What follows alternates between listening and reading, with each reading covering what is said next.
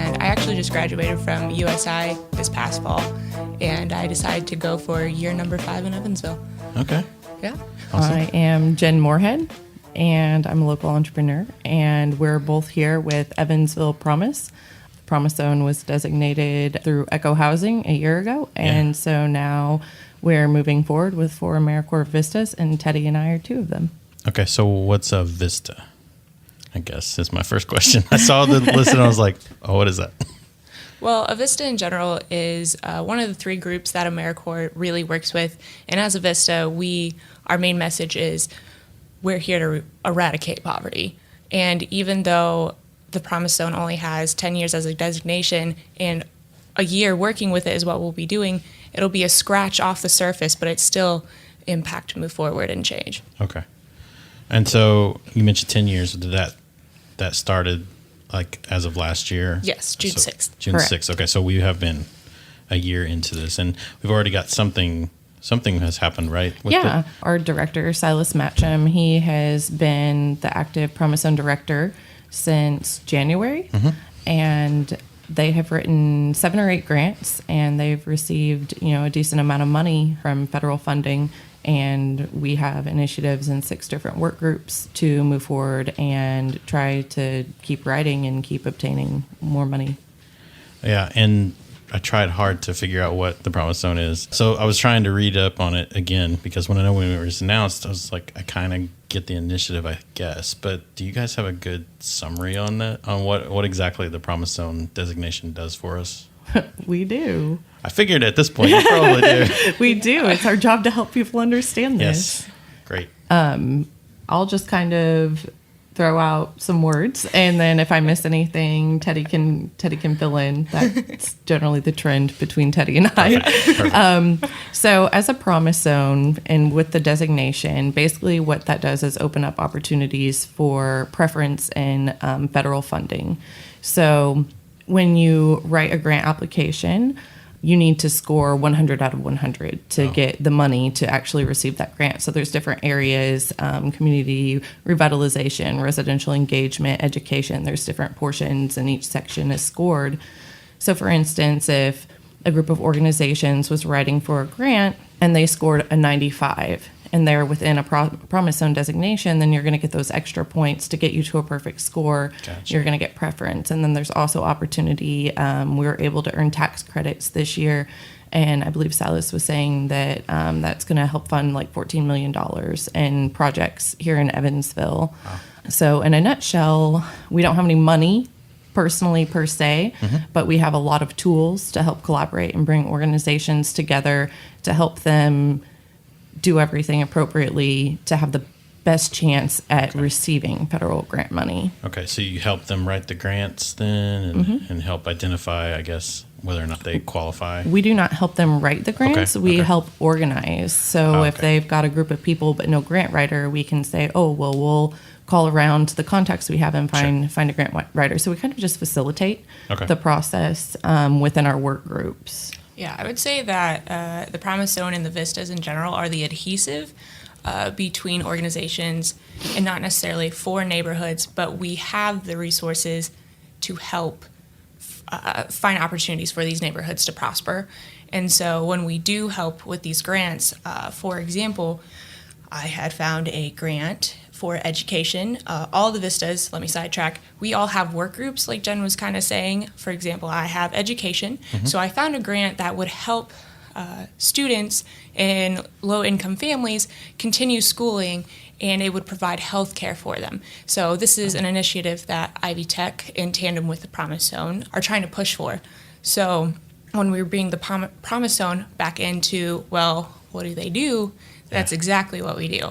And it's great because Vistas are here to be hands-on with these work groups as well.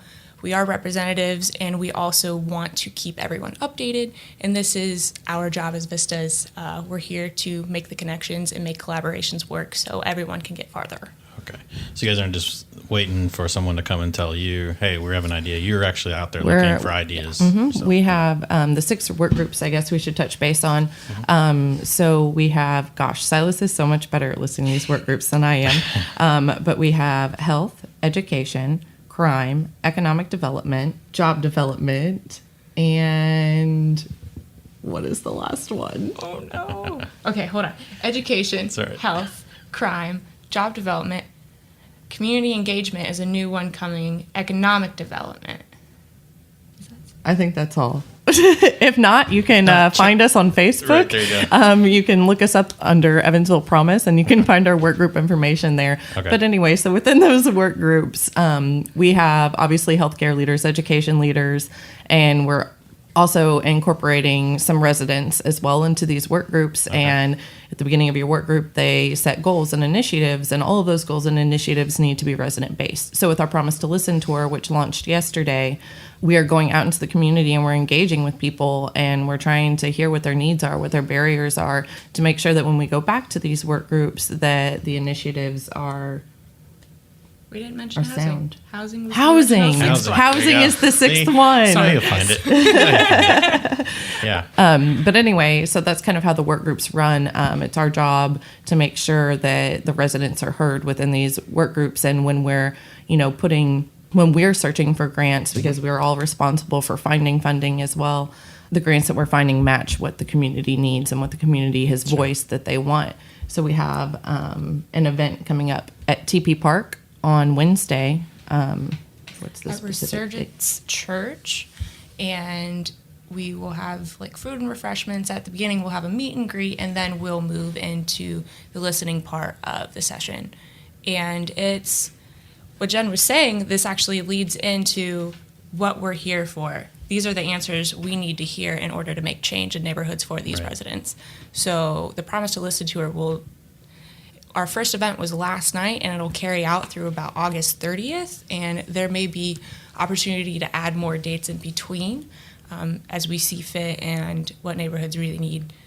So this initiative is our launch pad, honestly, to be able to talk with residents, see what their needs are. It's not our place to, interject and say, well, what about this? It's what they're identifying as a need in their neighborhood that they're not seeing being fulfilled. Okay. So we're pretty excited. Like I said, we launched last night, and it was a smaller group, but it was really important to be able to engage with them. Okay. So yeah, that's the 21st is the date on that. So Okay, next week. So awesome. yeah, so Wednesday the 21st is at Resurgence Church. Yes. And that's not all of Evansville is eligible. It's just specific designated area zones. I guess, So or- the Promise Zone encompasses all of the poverty-stricken areas of Evansville. And so your business or your organization does not have to physically live in the Promise Okay. Zone. Your organization or your business does, however, need to affect and impact the residents Gotcha. that live in the Promise Zone. So this whole thing is very resident-based. Gotcha. We're a voice. We're a voice for the people. Right. Yeah. Okay. So Echo did a really great Yeah. job encompassing Yeah. when writing for this designation. They did an amazing job making sure, because it had to be a continuous line. You couldn't have a square here and a square there. It had to be continuously drawn. okay. And if Interesting. you can actually come to our office. Our office is 621 North Main Street, and we invite anybody to come and talk to us. And you can see maps of the Promise Zone and Yeah, see that's cool. what it's all about. because I've seen it, and it's a weird looking thing, but I didn't look to see about the continuous line, so I'll check that out next time. That's interesting. Yeah. So what is the biggest? I guess you just started with your tour of talking with people about this, but like, what's the biggest challenge that you guys are seeing with the Evansville Promise area? Well, I think the biggest problems, it's more plural than singular, I would say, because a lot of these issues that we find in neighborhoods are all related to each other. And so the biggest problem I would identify with all of this is trying to bridge something to create a better line of or communication, because there's a huge disconnect from a personal view in Evansville where we're not having the right conversations with the right people. We're all in the same room, however, we're not finding where we need to connect to have this conversation. Sure. And to expand on that, a big part of being in the Promise Zone, and a big perk of being in the Promise Zone is we have federal liaisons that are working with us. So we have a lady named Andrea that comes from Indianapolis and works with our office, and she's one of our federal liaisons. And then Carolyn Pajum is our local Promise Zone federal liaison. So these individuals are great at teaching how to make these partnerships. A way that I like to explain it is when you're applying for federal funding, if say one organization applies for a federal grant that's $10 million, regardless of the size of that organization, that organization were to have partnered with 5 to 10 other organizations, it's a better investment per se for the money. You've got $10 million going to one organization in Evansville, Indiana, or you've got $10 million being dispersed all across Evansville, Indiana. Mm-hmm. So people, we're trying to educate and help people understand how important that partnership is between organizations, and that we are all in this together. And if we want to make real change in our city, we kind of have to hold hands about it. Right. Yeah, that's interesting. So are, I guess, schools then, and that they can apply for grants for this kind of thing, like for, STEM type learning? I think I saw something to that effect. I'm not sure. I'm still trying to wrap my head around like what to do, because grants are they always confused me. Just because I'm like, how do you even find, I guess that is a question. How do you find what grants are available? Well, we actually use our big portal is grants.gov. And what's great about this area, this website, is that we see grants from 16 federal agencies. And that's the importance of that being our portal into grants, because that we see everything. That's a lot of agencies, and that's a lot of grant opportunity.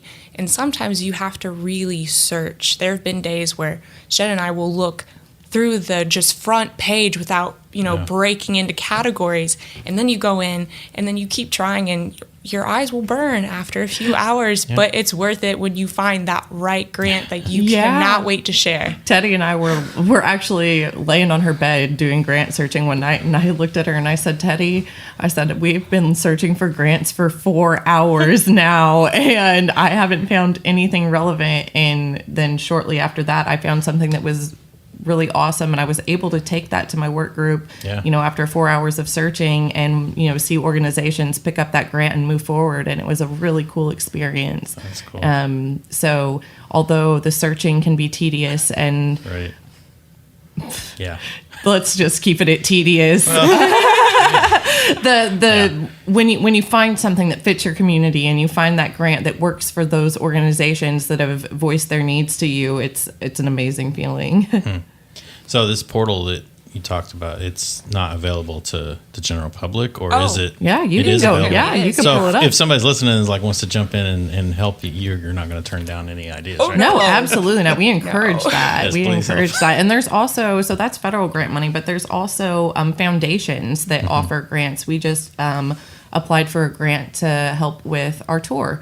And that was through a foundation. So you can just basically get into Google, and if you want a grant for, I don't know, a mural on a wall somewhere, and it's going to benefit the community and, support artists, whatever, you can just get in and just start typing in keywords. And there's a lot of foundation grants out there too, outside of federal grants, that are not as difficult to obtain.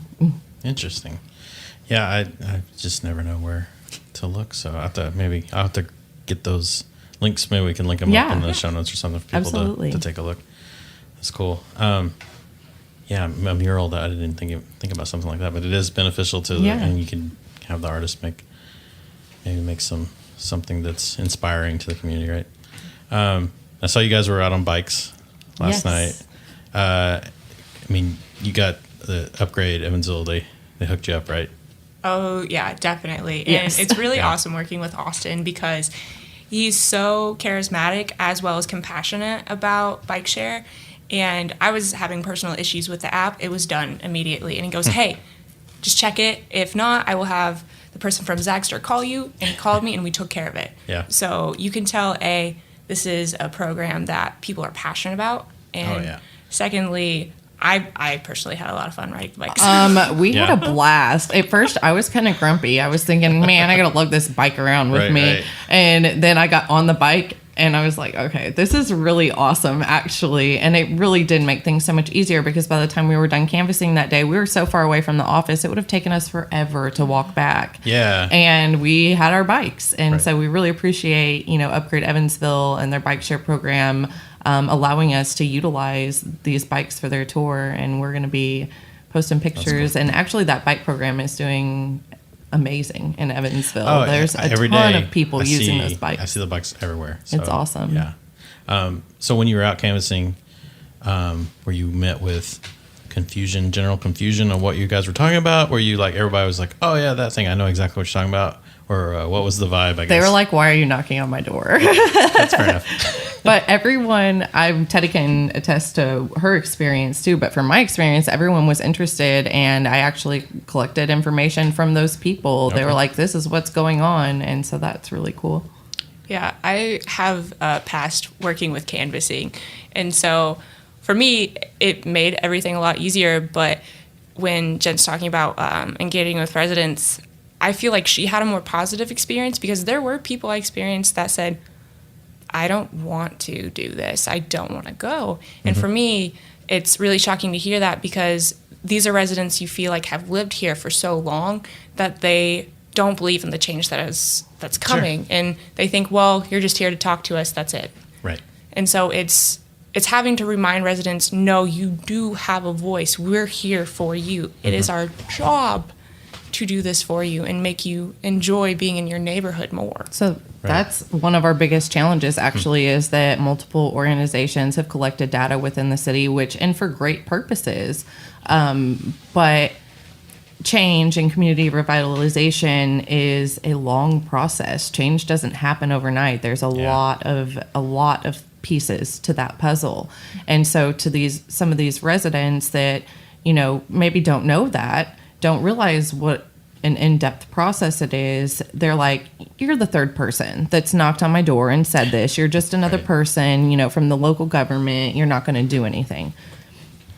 And it's just not true. We're all trying to do something. We're all trying to do it together. And what we're trying to get across to them is that we're the first group coming through that our main focus is residential engagement and speaking up for these people. That's a majority of getting the Promise Zone was because we talked about how much we were going to engage the residents and make them a part of this process. Because in other surveys that other organizations have done, it's been made clear that residents don't feel like they're a part of that process. And so we're trying to kind of close that gap and say, here, this is what we're doing. But getting the word out about it is, we're stuffing envelopes and riding bikes and knocking on doors. old school. But it's cool. It's a grassroots campaign, and that's got a nice nostalgia to it for me. Right, yeah. I'll say I jokingly, I say that the only way to get the word out in Evansville is to literally go and knock on everyone's door. So, and you are literally doing that. We are. How did you guys get involved with this? Actually, my personal experience, I was waiting to hear back on an internship back in the fall, and I didn't hear back until 3 weeks after everyone else found out. I had to call, and they said, no, you didn't get it. Okay. I was offered a lobbying internship right after graduation. They said, we actually gave it to someone else. Sorry, we offered it. So How rude. really, I know. I'm like, this is rude. just like too much to handle right as I graduate. Right. But I went and visited with my aunt and uncle, and they've always been super supportive of my passions as well as my family at home. And they said, have you heard about AmeriCorps? They knew I wanted to do Peace Corps, but I found out being international with my health issues, probably not feasible. So I looked into it while I was out there. I researched. I whipped out my resume and my cover letter, and I filled out the application, and I said, you know what? You might not be able to do this at the State House, but you can do it in the town you got your education in, and you can make this something better and bigger than yourself. And that's why I became so invested being a Vista for the Promise Zone, because I know that our program is boots on the ground. We get to physically interact with the people we want to make change for. And that's why I'm still here. Yeah. For myself, I stumbled upon it. I have multiple other endeavors that. Do you sleep? I do sleep Sure. 3 to 5 hours most nights, but I do get rest. Occasionally I get a nap. But anyway, so through one of my other endeavors, I was meeting with a person and just talking to them about my goals and my passion for community development and bringing people together, as well as my entrepreneurial goals and things like that. And they said, you really need to meet my friend Amy Bolek. And so I went to lunch with Amy Bolek. Terrible. You know, if she heard you, she's going to hear you say that. I mean, She's going to hear it. you know, She's wonderful. come at me, bro. So I had lunch with Amy Bullock one day, and I'm, talking to her about an organization that's important to me and something that I'd like to grow personally. And she said, after talking to you, she said, have you heard about the Vista positions for the Promise Zone? And I said, no, I haven't. And so she goes on to tell me about what the role is and what she's heard about it.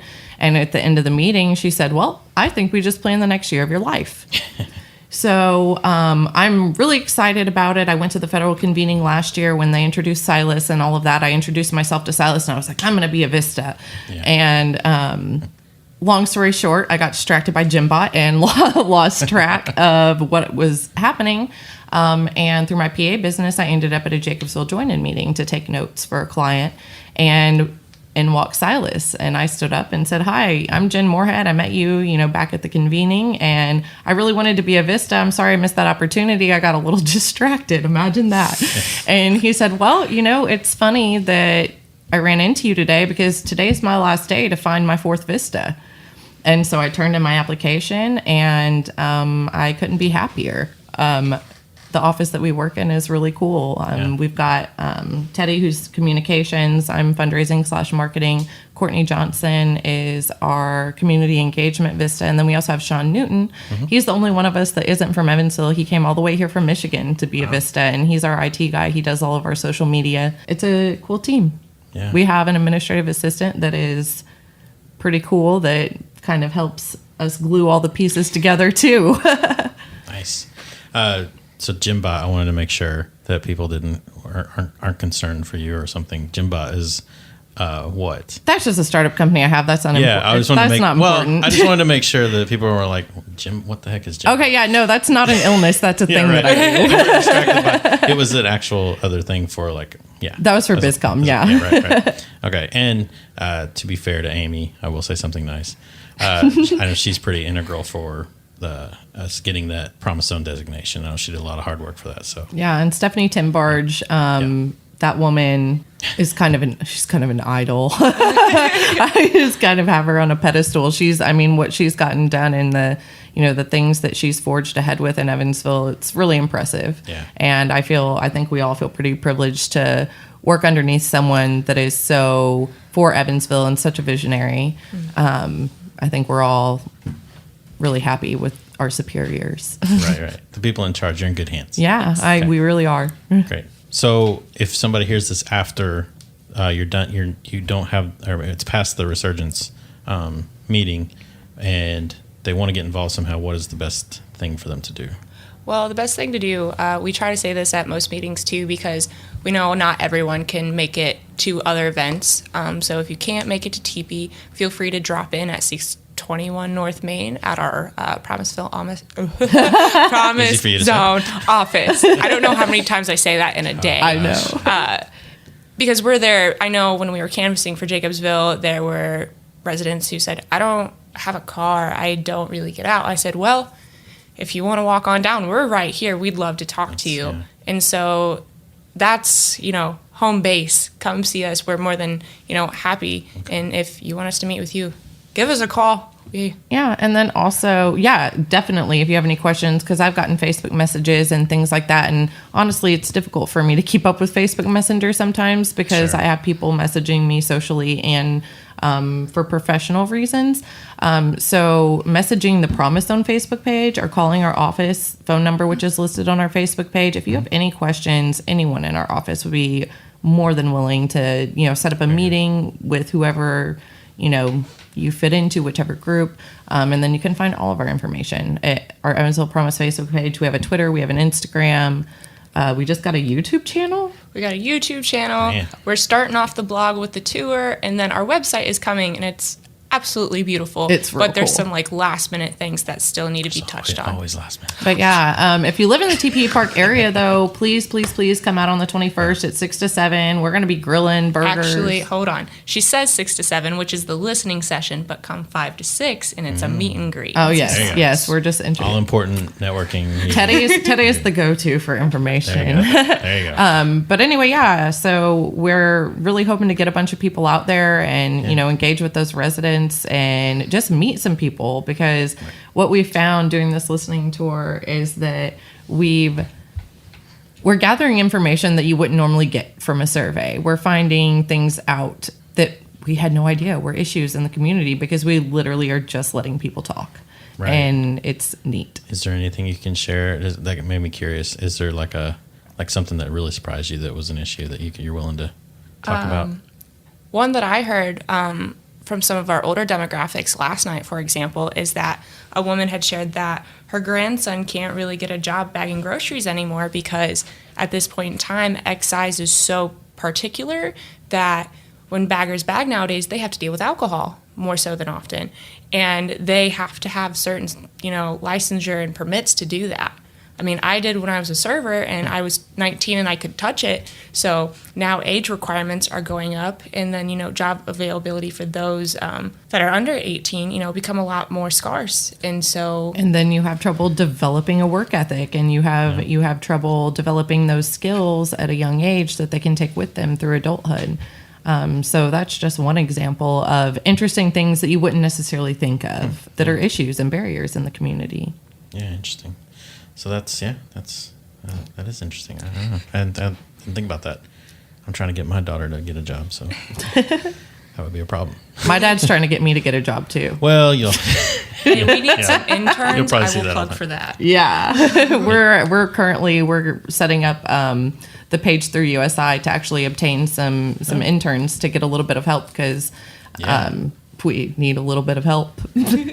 Well, thank you. I appreciate you guys coming over. Thanks and for chatting having about us. this. I appreciate thanks you for answering letting my us come weird on. questions. No, Okay, they're not weird. They're necessary questions. yeah, And not being and they're questions that everybody has. it's early on too. You're not tired of answering them, so We'll never get tired of answering them. Well, thank you for having us and letting Jen interrupt a whole lot. But it's okay. That's the we're story of my getting life. used to Hey, it. anybody that knows Jenn Moorhead knows that I interrupt all the time. I'm working on it. I have a whole office of people helping me rehabilitate. it's good. It's good for you. I know.